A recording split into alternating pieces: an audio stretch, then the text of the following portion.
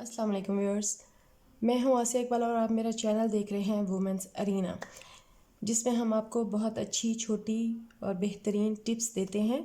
तो आज हमारे एक बहुत अच्छे फ्रेंड हैं, हमारे व्यूअर्स हैं, उनमें से किसी ने क्वेश्चन किया था कि कोल्ड सोर्स के बारे में हमें बता दें, जिसे हम फीवर ब्लिस्टर भी कहते हैं, और मुंह में जो छाले निकल आते हैं मुंह के गिर्द। तो उसके बारे में आज हमारी ये वीडियो होगी।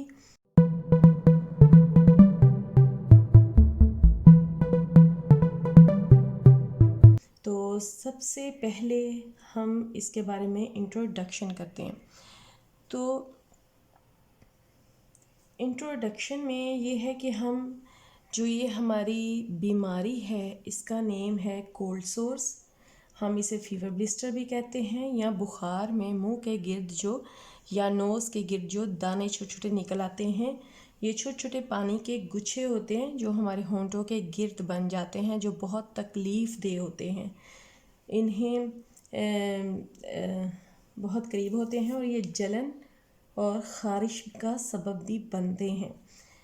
अब कॉजेज़ ऑफ कोल्ड सोर्स, अब हम देखेंगे कि ये इसकी क्या वजह है। बाज़ औक़ात ये होता है कि ये वायरल इन्फेक्शन होती है, एक वायरस है जिसे हम हर्पेस सिम्प्लेक्स वायरस बोलते हैं, उसकी वजह से हमें ये हो सकते हैं।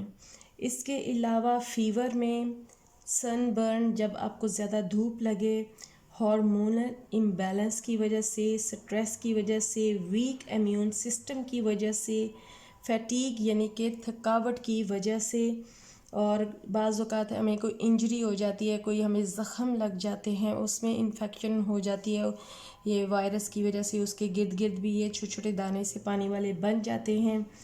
इसके अलावा जिसे ये मर्ज़ ऑलरेडी हो, उसके कुर्बत, उसके करीब होने से भी हमें ये मर्ज़ लाहक हो सकता है।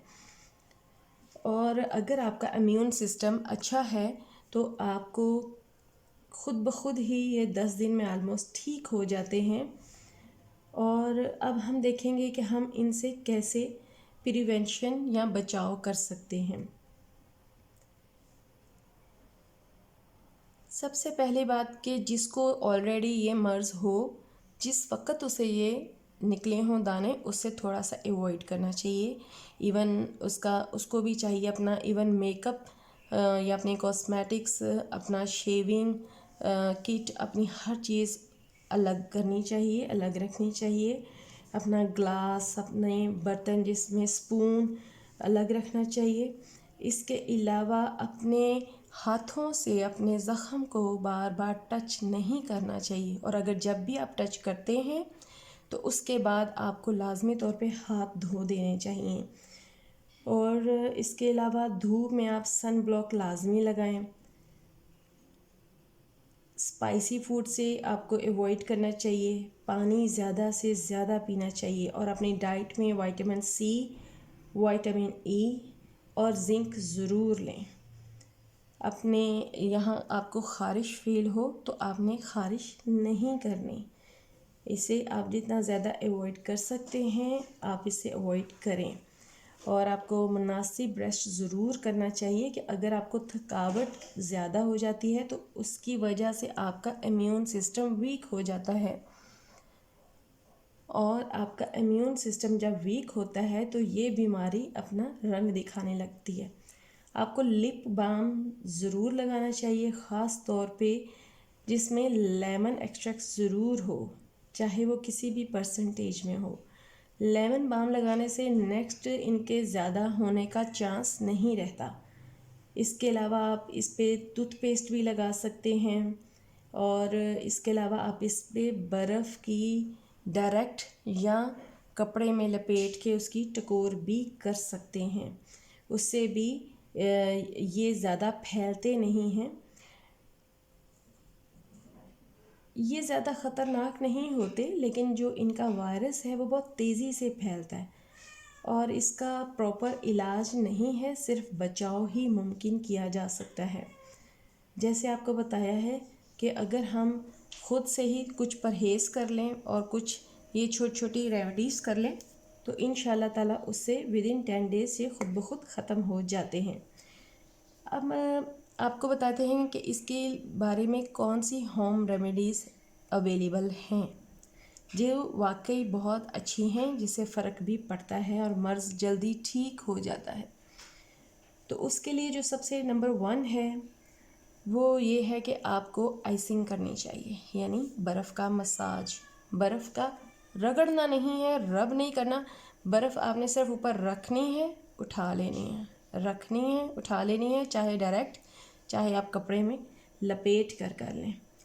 इसके अलावा आप एलोवेरा जेल लगा सकते हैं, लेमन बाम लगाएं। अच्छा, पूरी रात के लिए बहुत ज़बरदस्त एक है कि मुलट्ठी पाउडर 1 टेबल स्पून लेना है और पेट्रोलियम जेल 1 टीस्पून।